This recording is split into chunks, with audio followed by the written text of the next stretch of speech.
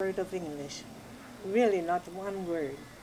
And so that was a real handicap. I was in the school where they talked nothing but English in a boarding school. It was difficult for me. But I got used to it. Well, there was a event that took place the first night I arrived. They said you can have a bath. That was a special privilege because we only could have a bath once a week, and only this much, very shallow bath. And so somebody let in a bath for me. It was in a tower. The school was an old abbey, a 13th century building with lots of rooms and lots of towers. And I lost the place where they were letting in the bath. I couldn't find it. I looked and looked, and I couldn't find it. And I couldn't tell anybody what was happening. I was trying to say it in French. Nobody knew. And what happened is that the bathtub ran over, and it ran over into the library. And the library was very old, and it was something that people came to look at from as a special antique place. And here it had now a crack, a damp crack in the ceiling.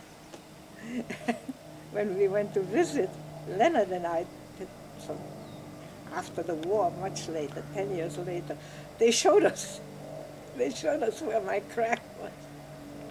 I had trouble speaking for a long time.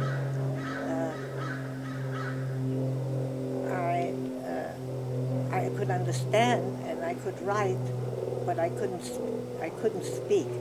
And then where we were staying, I made a friend with a girl from Germany who had a horrible accent, but she wasn't shy, and she talked in that accent, and that gave me courage. After that, I talked too. We arrived in Los Angeles, and went to Hollywood, and to the Hotel Hollywood, and my mother was getting more and more depressed. It was just the horrible neon lighted everything, you know, very commercial, and the hotel had beds that folded down from the wall. And she said, well, what happens if they snap up in the middle of the night? You get crushed in the bed.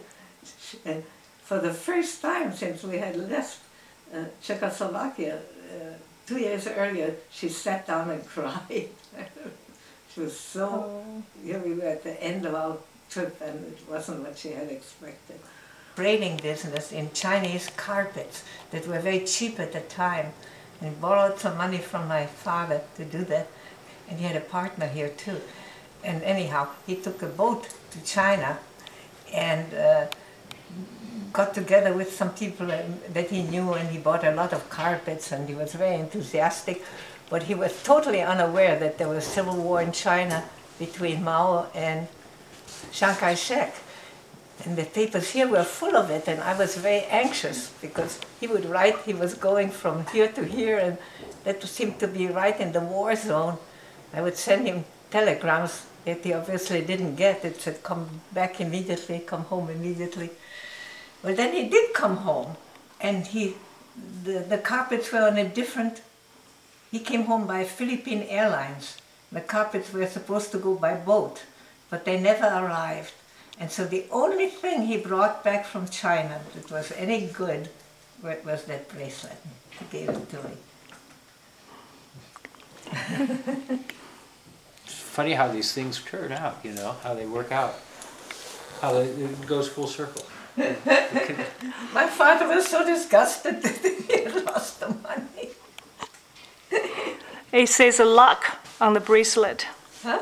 It says luck. It says luck? Yeah. It says luck and happiness. Oh, really? Yeah. It's beautiful. It looks very nice on you, Jenny.